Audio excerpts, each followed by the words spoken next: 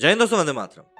हिंदू धर्म एक ऐसा धर्म है जिसके में आप जितना ज़्यादा डीप जाते जाएंगे ना, आप इसके बारे में उतना ही ज़्यादा जानने के लिए उत्सुक होते जाएंगे। ऐसे में यदि आपने महाकाव्य नहीं पढ़े हैं हिंदू धर्म के, तो आपको ज़रूर पढ़ने चाहिए।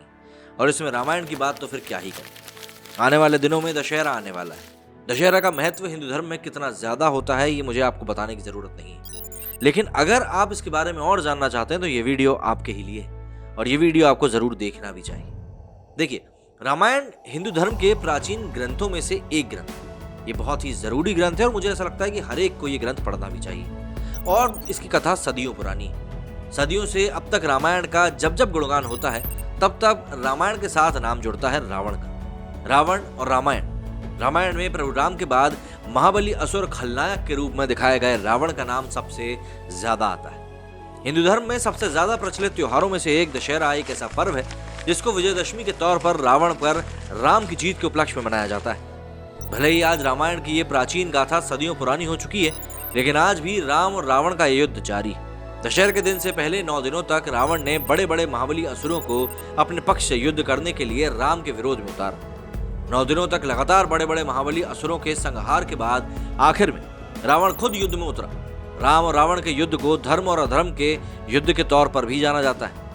जहां पर सदियों पहले लंका, जो आज श्रीलंका देश है, वहां के घने जंगलों में राम ने अधर्म को हराकर धर्म की स्थापना करी थी। दशहरे के दिन ही प्रभु श्री राम ने रावण के नाभि पर तीर चलाकर अधर्म को हराया था और दुनिया में धर्म की एक बार फिर से स्थापना करी थी। लेकिन आज दुनिया में आने वाली नई पीढ़ी ने रावण और राम की गाथा पर भी शक करना शुरू कर दिया।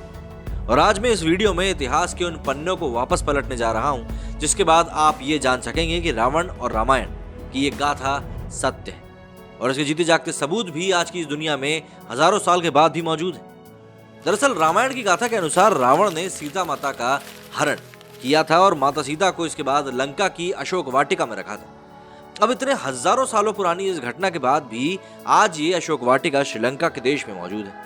आज श्रीलंका में इस जगह को सीता एलिया कहा जाता है। ये जगह नोरा एलिया के नाम की जगह के पास में है। यहाँ पर सीता माता का एक मंदिर भी है। पास में ही एक झरना भी बहता है और यहाँ के स्थानीय लोगों का ये मानना है कि देवी सीता यहाँ स्नान किया करती थी। आज हजारों साल का वक्त बीतने के बाद भी इतिहास के वो निशान इस जगह पर मौजूद हैं जो ये चीख चीख कर कहते हैं कि रावण और उससे जुड़ी ये सभी घटनाएं सत्य हैं। इसी के पास में वो पर्वत है जहाँ हनुमान जी ने पहली बार कदम रखा था। इस पर्वत को पवाला मलाई कहते हैं। ये पर्वत लंकापुरा और अशोक वाटिका के बीच में। यहाँ इस पर्वत पर आज भी हनुमान जी के पैरों के निशान देखे जा सकते हैं। इन सबूतों के बाद भी कई और सबूत श्रीलंका की इन पहाड़ियों और पर्वतों पर उभरे हुए हैं जो रावण के अस्तित्व को बताती हैं। श्रीलंका एक शहर जिसका की नाम सिन्हला है। ये शहर भी कुछ ऐसे ही इतिहास और रहस्यों को दबाए हुए है जिसे आज हम आपके सामने खोल रहे हैं। आप सबने रामायण में पुष्पक विमान के बारे में जरूर सुना हो। पुष्पक विमान हिंदू धर्म के प्राचीन ग्रंथ में शायद पहला ऐसा विमान है जिसका जिक्र ग्रंथों में पाया जाता है। ये विमान इच्छा शक्ति से किसी को भी कहीं भी पहुंचाने की ताकत रखता था। ये विमान भी रावण के ही पास था और कहा जाता है कि रावण ने ये विमान धन के देवता कहे जाने वाले कुबेर से छीना था, जो कि उनके बड़े भाई थे। श्रीलंका के शहर सिन्हला में जहां एक वेरागन टोटा नाम की जगह है, इस जगह का नाम से ही इतिहास का पता चलता है, क्योंकि श्रीलंका में इस नाम का मतलब होता है विमान के उतरने की जगह।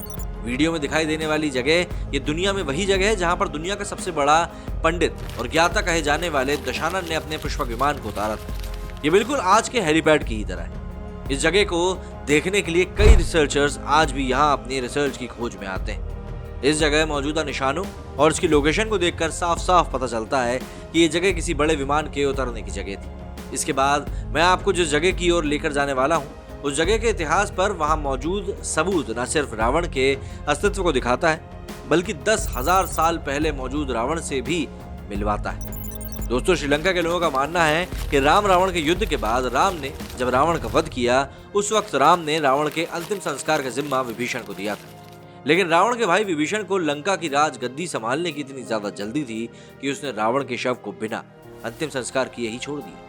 जिसके बाद रावण के शव को नागकुल के कुछ लोगों ने अपने साथ रखा और उन लोगों का ये मानना था कि रावण जल्दी ही जिंदा हो जाएगा।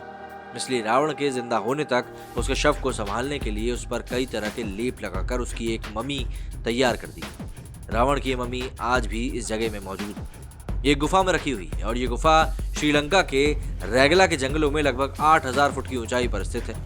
आप इस वीडियो में देख रहे हैं कि इसके आसपास की सारी जगह इससे कितनी ज्यादा नीचे है और ये जगह जमीन से कितनी ऊपर। कहा जाता है कि यहाँ पर रावण के शव को मम्मी बनाकर एक ताबूत में रखा गया है। श्रीलंका के इंटरनेशनल रामायण रिसर्च सेंटर की अगर माने तो 18 फीट लंबी और 5 फीट चौड़े ताबूत में इस जगह पर रावण का शव आज भी रखा है। जैसा कि मिस्र की सभ्यताओं में लोगों के मरने के बाद किया जाता था, ठीक उसी तरह से उन्हें भी यहीं पर रखा गया है। और यहाँ पर रामायण काल के महाबली असुर रावण का बेशकीमती खजाना और उसकी कुछ चीजें इस ताबूत के नीचे आज भी रखी हैं, जिसकी रखवाली यहाँ मौजूद कुछ खूंखार जानवर और भयानक शर्मनाक करते हैं। रावण बहुत पराक्रमी, धन धान्य से भरा, हठधर्मी और घमंडी असुर था।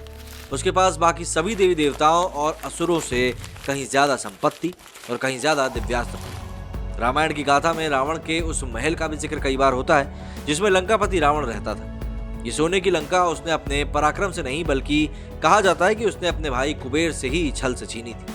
और ऐसा भी माना जाता है ये सोने की लंका भगवान विश्वकर्मा ने भगवान शिव के कहने पर बनवाई थी। कुछ दंत कथाओं में यह भी कहा जाता है कि लंकापति रावण ने सोने की लंका को शिवजी से अपने दक्षिणा के रूप में मांगा था। लेकिन रामायण काल के इस सोने के महल से जुड़े हुए साक्ष्यों को आज हजारों साल के बाद भी आप इस वीडियो में देख सकते हैं। ये जगह वही जगह है जहां पर रावण की सोने की लंका मौजूद थी और आज भी रावण की सोने की लंका के अवशेष इस जगह पर दिखाई देते हैं। श्रीलंका के बीचों बीच चट्टान पर यह जगह करीब 500 फीट से भी ज्यादा ऊंचाई पर है। चारों ओर पानी से भरी गहरी खाइयां हैं और ऊपर रावण का महल, जिसके अब कुछ अवशेष ही बचे हैं। समुद्र के किनारे आज भी लंका के दहन के निशान दिखाई देते हैं। जब हनुमान जी ने अपनी पूंछ से लंका को जलाया था, करीब 10 किलोमीटर के क्षेत्र में जले हुए पेड़ों और जली हुई मिट्टी के निशान आज भी दिखाई देते हैं। रावण का अस्तित्व आज भले ही दुनिया के सामने एक खलनायक के रूप में उजागर हुआ, पर रावण को प्रखंड ज्ञाता, पंडित, शिव का सबसे बड़ा भक्त और सभी वेदों और उपनिषदों का ज्ञाता के रूप में भी जाना जाता है। रावण के अस्तित्व से जुड़ा हुआ एक और स्थान जिसके बारे में जानकर आपको काफी हैरानी होगी, यहाँ पर रावण को देवताओं की तरह पूजा जाता है। ये जगह उत्तर प्रदेश के ग्रेटर नोएडा बिसरक गांव में है, जिसको रावण का जन्मस्थान भी कहा जाता है। ऐसा माना जाता है कि रावण ने यहीं पर जन्म लिया था। रावण और उसके पिता ने यहीं पर भगवान शिव की आराधना के लिए एक शिवलिंग की पूजा भी करी थी और लगभग 1 सदी पहले हुई पुरातत्विक विभाग की एक खुदाई में यहाँ पर ऐसे ही एक शिवलिंग को पाया गया है। यहाँ शिव मंदिर में रावण की मूर्ति भी स्थापित करी गई है। यहाँ के लोग दशहरे को नहीं मनाते, बल्कि रावण का पुतला भले ही पूरी दुनिया में फूका जाता हो, यहाँ नहीं। मंडोर के लोग रावण को दामाद मानते हैं। यहाँ रावण की पूजा होती है। यहाँ के लोगों का कहना है कि मंदोदरी और रावण का विवाह यहीं हुआ था और इसी जगह पर उनकी शादी हुई थी और अब ये जगह खंडहर में तब्दील हो चुकी है, पर यहाँ रावण का ये मंदिर आज भी मौजूद है। रावण से जुड़े इस मिस्टीरियस रहस्य को बताने वाला ये वीडियो आपको कैसा लगा मुझे जरूर बताइएगा। वीडियो को लाइक करके चैनल को सब्सक्राइब जरूर करें, जिससे कि मुझे सपोर्ट मिले और मुझको लगे कि हाँ भाई, मेरा जो ये जानकारी देने का सोर्स है ये आपके लिए बड़े काम आ रहा है। तो बस इसी पूरी जानकारी के साथ ये वीडियो यहीं खत्म करता हूँ। जल्द ही मिलते हैं अगले वीडियो में। मेरे इस वीडियो फिलहाल इतना ही। जय हिंद, जय भारत।